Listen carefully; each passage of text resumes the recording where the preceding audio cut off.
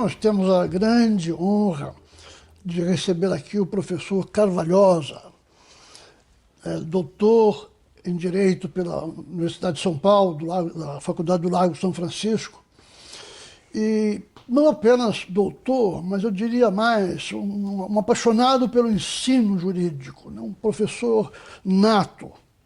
Carvalhosa gosta de ensinar, gosta de interagir, gosta de orientar as pessoas. É, sem dúvida nenhuma, uma das grandes figuras do Brasil na área jurídica, uma pessoa atuante, uma pessoa que está sempre batalhando pelo aprimoramento das instituições. Então, para nós é uma alegria imensa ter você aqui hoje, Carvalhosa. Eu sei que você indicou como título para a sua fala uma coisa linda, né, para nós, que é de um país de privilégios para um país de oportunidades, focalizando especificamente a questão constitucional. Então eu vou pedir à minha querida Ana Elisa para levantar a bola inicial e aí você, ao favor. Eu fico muito emocionado de estar aqui do lado do mestre Bolívar Lamounier, que é um dos maiores intelectuais brasileiros, e cuja contribuição na ciência política tem sido, no decorrer das décadas, de várias décadas já, uma indispensável,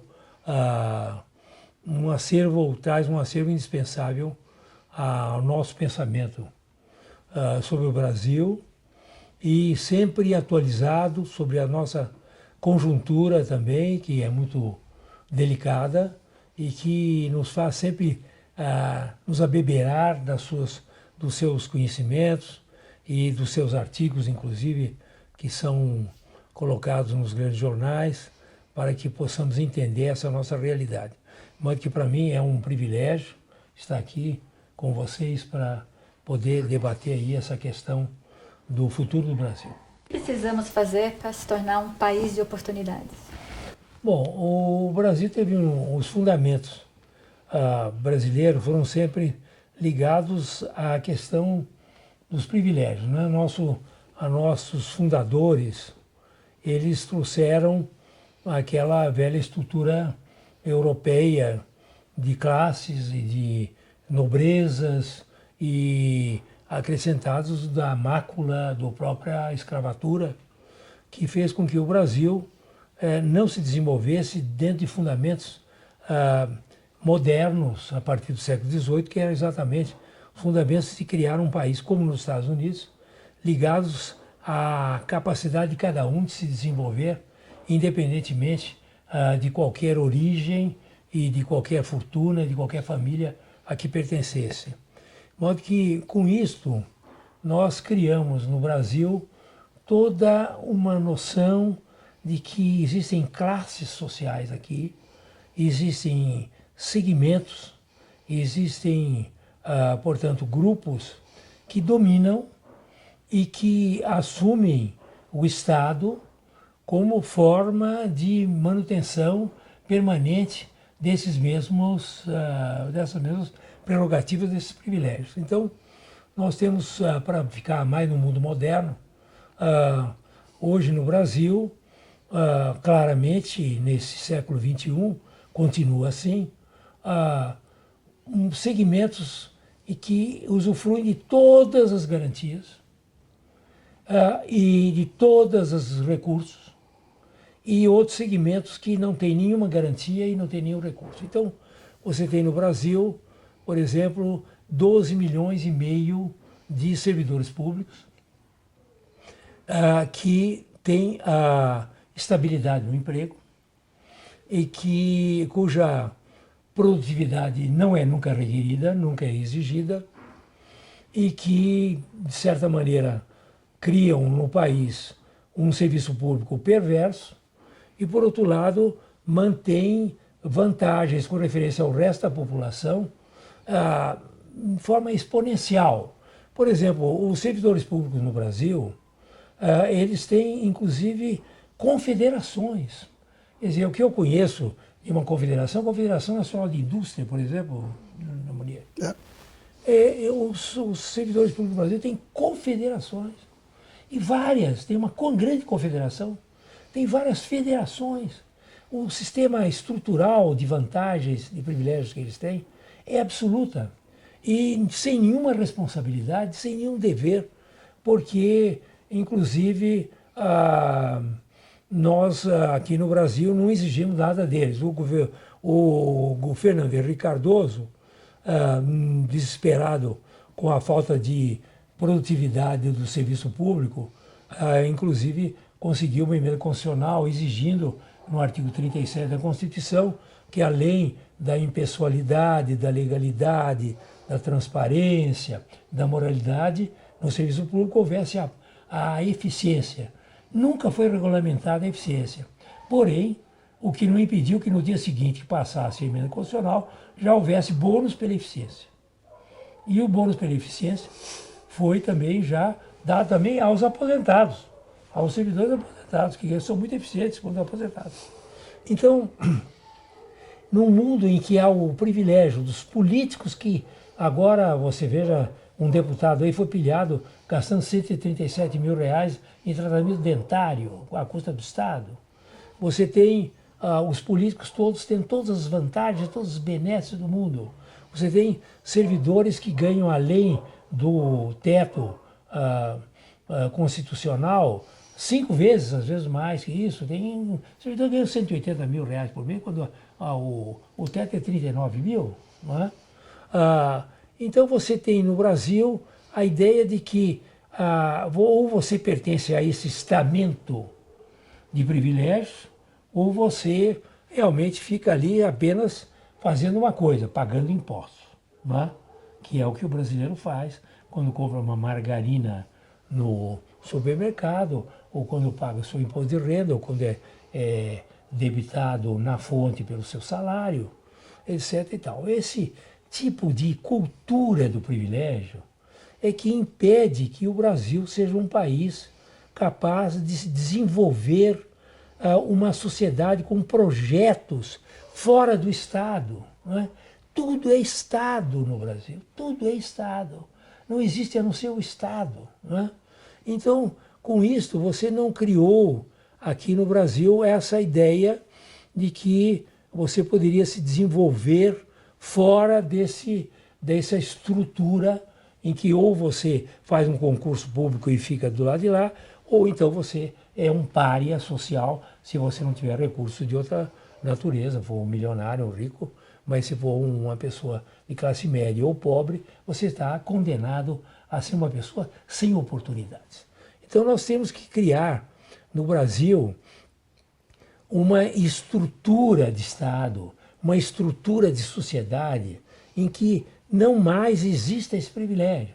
A primeira ideia que se surge é o seguinte: todos os servidores públicos, como os trabalhadores do setor privado, têm o mesmo regime de trabalho.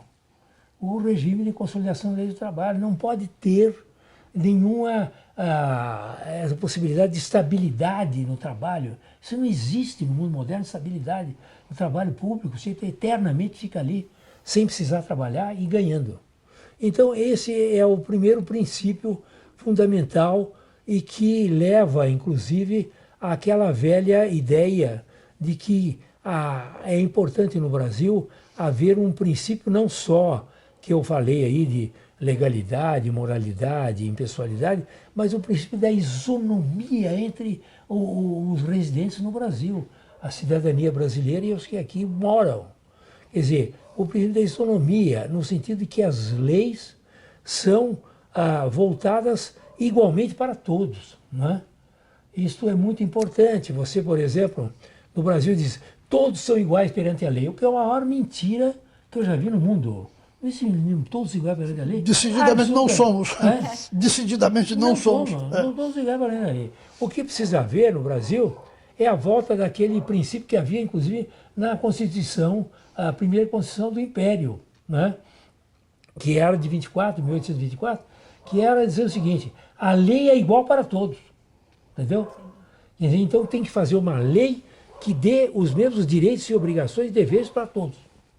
Então, nós temos que inverter isso, não que todos são iguais perante a lei, mas que a lei é igual perante todos. Isso é outro princípio fundamental, né?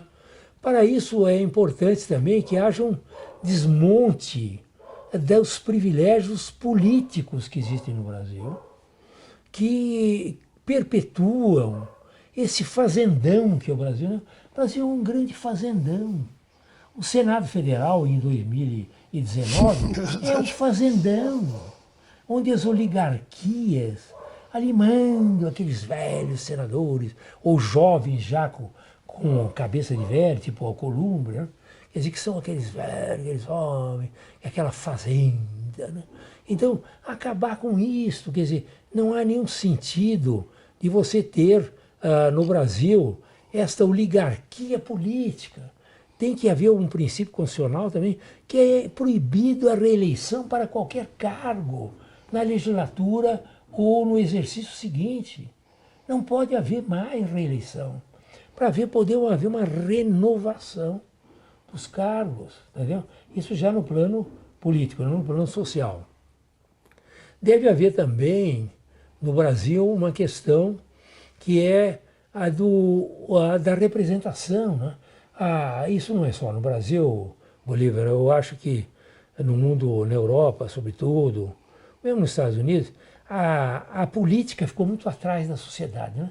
Na sociedade, a tecnologia levou a uma comunicação, a participação para o bem e para o mal da sociedade diariamente na política. Né? É. Hoje, todas as pessoas são completamente politizadas. E ainda temos o sistema da representação dos eleitores, como havia no começo do século XIX, em que os camponeses franceses eram os analfabetos e tinha aquelas carroças, a carroça, né? E aqueles, os currais. Os currais, as carroças. Então iam lá os representantes em Paris para representar os ignorantes campesinos franceses. Né? E a representação é um princípio que tem que ser completamente modificado, né? Não só no seu aspecto formal, vamos dizer, de origem da representação, mas do seu próprio conteúdo. Né? Então você, por exemplo, você não pode hoje pensar em partidos políticos, não existe mais. Veja na França, já que estamos falando da França, na França, por exemplo, acabaram os partidos políticos, né? Que é um país extremamente moderno, né? Então não existe mais identidade de partido político na França, porque a representação política partidária, ela deixou de existir. O que existe hoje no mundo são bancadas, né? Então a bancada ruralista, a bancada da bala, a bancada da Bíblia, a bancada evangélica, a bancada da ecológica, né? A bancada disso, a bancada daquilo. Então a representação hoje, ela deveria necessariamente se deslocar, dissolver a questão partidária para que haja realmente, como se exige no mundo moderno, uma representação de fóruns de política pública. Não é? Então, por exemplo, isso já tem na Europa há muitos anos, há muitas décadas. Quer dizer, os ecologistas nada são do que um fórum de ecologia, né? Não são partido nenhum. Eles são ecologistas que estão ali no parlamento. Então nós precisamos ter fóruns permanentes no Brasil que permitissem que você, desses fóruns permanentes, saíssem representantes daqueles fóruns que falam de saneamento básico, daqueles que falam de habitação, daqueles que representam a educação, que representam a saúde pública. Quer dizer, esses fóruns é que deviam fornecer, dentro de um sistema de eleitor independente, de candidatos independentes, que esses que fornecessem os elementos de representação para o estabelecimento de políticas públicas, né? Como é o exemplo exatamente que você tem já o fenômeno instalado dos ecologistas, da turma da bala, não é? Da turma da Bíblia. Para o bem e para o mal, eles são uma bancada. E da turma como é que é? Bala, boi e Bíblia, não é? É, isso. Então, você hoje já tem esse fenômeno, os partidos não existem mais. Então você tinha que criar associações permanentes que fornecem, olha, nós aqui do grupo de saneamento básico temos 3 candidatos para serem candidatos a deputado, ou os 10 candidatos, que pudesse, como candidatos independentes, acabar com o partido. Acabar não no sentido formal, mas acabar na realidade com o partido, que pudesse dar uma representação desses movimentos. Né? Mas aí que está, não é, professor? Aí nós temos que repensar a Constituição. Completamente repensar a Constituição. Então a Constituição deveria realmente, primeiro, estabelecer a não reeleição. Não é? Depois, estabelecer o voto distrital. Não é? Que permitisse, Já permite portanto, o controle dos eleitores. Eu deveria admitir o recall de todos os eleitos. Ou seja, o camarada vai lá, não aparece, tá certo? Ou faz um ato de indecoroso, perde decoro. O recall sendo uma espécie de plebiscito revocatório. Revocatório. Você traz de volta o sujeito que não desempenhou direito o mandato. Você tem que ter o candidato independente com possibilidade de recall, de revocação do mandato dele durante o mandato. Você tem que ter, além das candidaturas independentes, você tem que realmente ter possibilidade de ser eleito independente de partidos e permitir, portanto, que haja uma forma de manifestação direta do povo para, inclusive, certos temas. Por que não ousar o aspecto de utilizar a informática para consultas permanentes da população sobre políticas públicas? Nós temos que criar no Brasil a cultura da política pública de Estado. Por exemplo, o problema da habitação, mas ninguém fala habitação. O Brasil só se fala o tal do... Como é que é aquele negócio da Dilma lá? Como é que chamava aquilo? Nossa casa, nossa vida. Nossa vida é para suprir a deficiência habitacional. Mas não esquece que tem 60 milhões de pessoas no Brasil que moram miseravelmente. Que moram em locais onde tem 10 pessoas dormindo num quarto. Cujo resultado... Você vai para o Hospital das Clínicas, vai lá visitar o Hospital das Clínicas, e o resultado é que você tem pavilhões do Hospital das Clínicas que cuidam de lepra, que cuidam de tuberculose, que são frutos das habitações mais sórdidas que você pode imaginar. Quer dizer, que você pode imaginar que quase um terço de toda a população brasileira mora em habitações inabitáveis, não tem ventilação. A maior produção de tuberculose que existe no Brasil, você não sabe onde é, na Rocinha. Uhum. Quer dizer, estatisticamente a Rocinha produz mais aqueles casebres sem ventilação. Porque não tem ventilação. Então, para se criar políticas públicas permanentes, se você tivesse fórum e pudesse eleger gente desses fóruns para estabelecer uma política de 20 anos de habitação. Política para 30 anos para resolver o problema de habitação. Né? Política de saneamento básico. Não é botar cano de esgoto, é fazer a ligação do esgoto com a casa. É o lodo do esgoto que se conta, não é o número de encanamentos. Tudo isso, esses fóruns, têm a possibilidade de saber. Porque aqui eu quero dar um lado muito positivo do Brasil. Você que é talvez um dos maiores estudiosos do Brasil, e eu fico até tão honrado de estar aqui ao lado de você, falando disso. Não tenho competência para isso, mas eu fico falando, eu aproveito.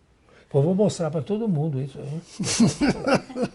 Mas a questão é essa, no Brasil nós temos massa crítica sobre todos os problemas, quer dizer, as análises de toda a problemática social brasileira e econômica também, macroeconômica, microeconômica, mas sobretudo a social, está toda mapeada.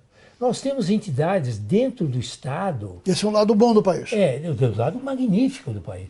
Quer dizer, totalmente capaz de mapear a tempo presente toda a situação brasileira. Quer dizer, o que nós temos sobre educação, estudos sobre educação no Brasil, sobre saúde pública no Brasil, sobre saneamento básico no Brasil, sobre saúde em geral, sobre, enfim, o urbanismo, a habitação... Tudo que é necessário. Nós temos realmente estudos profundos, especialistas mais capazes e tudo mapeado, tudo estudado. Mas que nós não temos necessidade agora, vamos ver como é que vamos aqui no Brasil resolver o problema da habitação. Tem vários estudos que já têm viabilização de estabelecimento imediato em políticas públicas de Estado. Perfeito. Não é? De modo que com isso, você, no Brasil, você tem condições realmente excepcionais de implementação. O que falta no Brasil é uma representação efetiva da população nesse Congresso Nacional e no próprio governo, né? Que realmente não tem nenhuma representação, não tem a menor ideia. Você tem eleito, não sabe nada. Aí chegamos então à questão da constitucional, que é a mãe de todas as reformas.